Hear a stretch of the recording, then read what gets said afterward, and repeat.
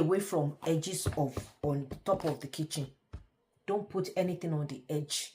You might say you are in charge, they cannot get in, they can, but children, yeah, children have ways of doing things that sometimes you will think like, are they spirits? How do they get to do this? How fast can this be? How fast can they, how are they moving this fast and all that? You can't keep up with their pace. So anything that you know could injure them, like hot food, drink, water, anything, don't keep it at the edge of table, corner of the kitchen or whatever. Don't. Please. Even while you are there and you are supervising them in the kitchen, don't. Still don't. Be intentional. Be conscious of that. Number 4, I don't even know, I've lost count, please. Just supervision and boundaries is very, very important. You have to, it's part of the safety plan we're talking about, putting supervision and boundaries in place for your children. Right from when they are toddlers. You keep babies and toddlers within sight at all times. Your toddler, your babies, if you know they need to be with you while you are doing something, you can strap them maybe on the chair and put them in front of the TV. They are watching cartoon while you are busy doing whatever you are doing. If you know you can't pay attention to them, maximum attention, intentional attention at a time because of 1 or 2 things you need to do, then keep them somewhere where they will be within your sight. And whatever they can do within that space will be limited. They will not be able to quickly get where you are doing something, they've crawled. No. Keep them in a space where they will be limited and provide everything that will make them comfortable for them right there. So, and also you can use all these stickers, little stickers, to set no-go area. No-go area to bathrooms, to places like bathrooms, balconies, and storage rooms. You can design something like a red logo and use it to teach your toddler, your young children, and that whenever they see that sign in the house, it means no-go area. Those are the no-go area zones. You can use that to educate them. And you know, the more you engage them, the more you create boundaries, the more you supervise them, the easier life is for you as they are growing up. Because you already put them into that routine. You already put them into that mindset of safety plan. So they already know they need to keep themselves safe.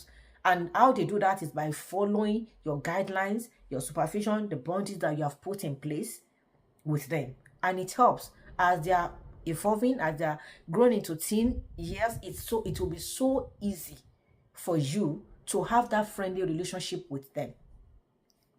Mind you, people used to say it is good to be friends with your children. No, you are parents to your children. You are not your parents. You are not your children's friends. However, it is highly essential and needed for you to have friendly relationship with your children.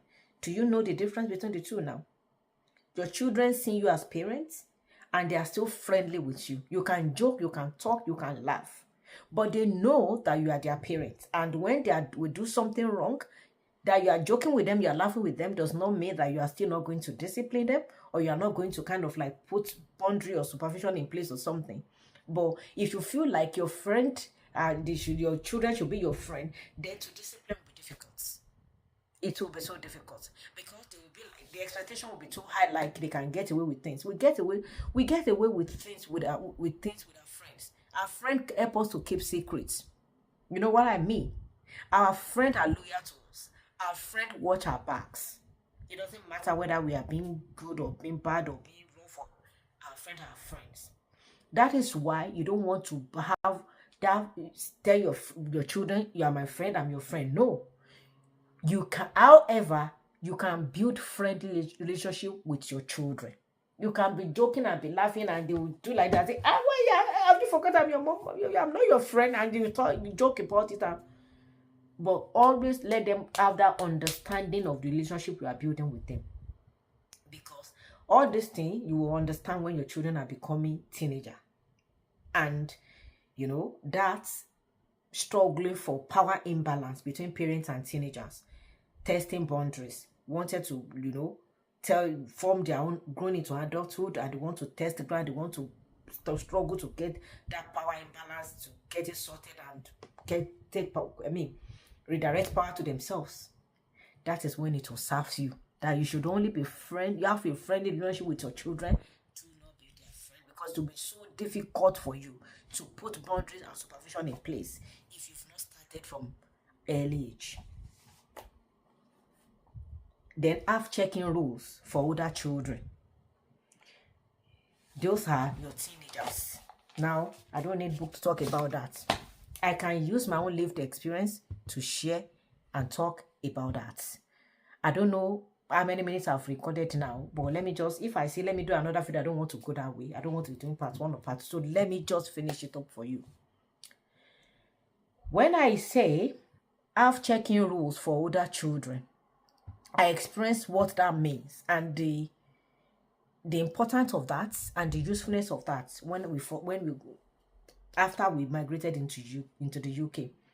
When my first child entered into an high school, and in his year 8, all of a sudden he started telling me he wants to go and be having a sleepover at a friend's house.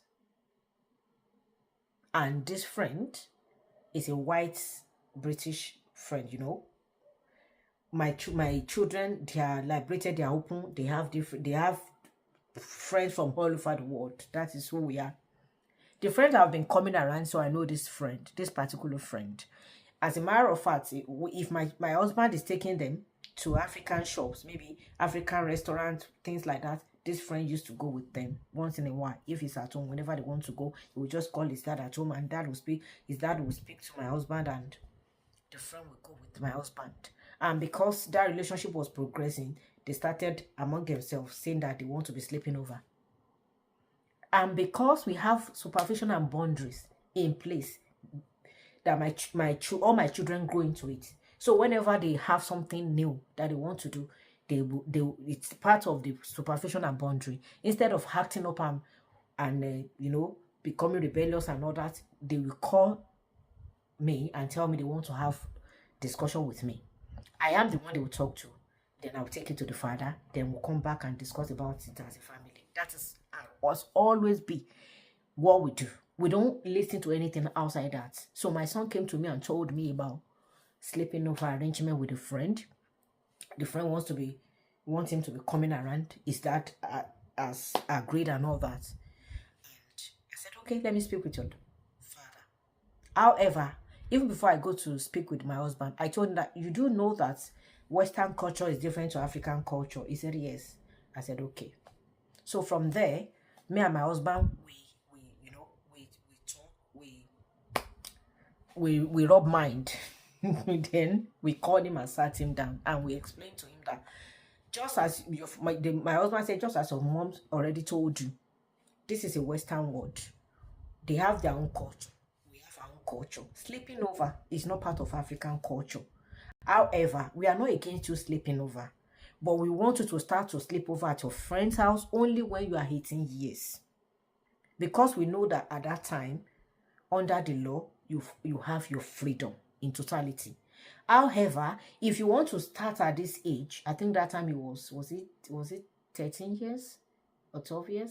If you want to start at this young age, it means you don't want to live with us again. Do you love staying with us? Because we are not saying we're going to reject you as a child. No, that's not what we are saying. But we will not allow you to go. And we know that if we don't allow you to go, you're going to kind of like, maybe they will tell you to call police and all that. And we know that there's probably that police will come over. And we are not going to drag or fight or anything. We are just going to tell the police our stand. And I know that the police will make another arrangement for where you're going to be staying. Maybe take you to foster care or whatever, and we will be coming there to see you as a parent, and we still love you. That is one option. Another option is for you to tell your friend, to tell his father, we want to meet his father, we want to meet his mom, so that he will be free to be coming here if they want for him to come and be sleeping over. Because we understand that it's their own culture. Everybody do it, we know, and we are not against it. It's only that we don't know how to go about that because it's not our culture. We don't know what is expected. We don't know expectation, whatever. However, if they want to be sleeping over, they tell us the kind of food we prepare for you. If you have any allergy, anything that we need to know about your care, we are happy for your friend to come and be sleeping over here and stay over. And my son said, okay, all right, he's going to speak to his friend. And after school the second day, he told me that the friend's dad wants to speak to us. And we said, no problem. We collected his friend came with him, so we took the friend's father's number from him. Me and my husband, we sat and we called the father, and we spoke with the father, and we talked and all that. And the father said him and the mom, they are no longer together. So he knows us already, has been bringing the son, and my child has been coming to their house. So when they told him he knows about our culture, he didn't know that our culture does not allow that. However, when his son explained to him, he understands and is happy that his son should be coming to sleep over at our house. But the mom will need to know, and he has sent a message to the mom. The child is going there for the weekend, so the mom too may need to come and see us if she agrees. And we said no problem. And the following weekend, the mom came to our house, enter our house.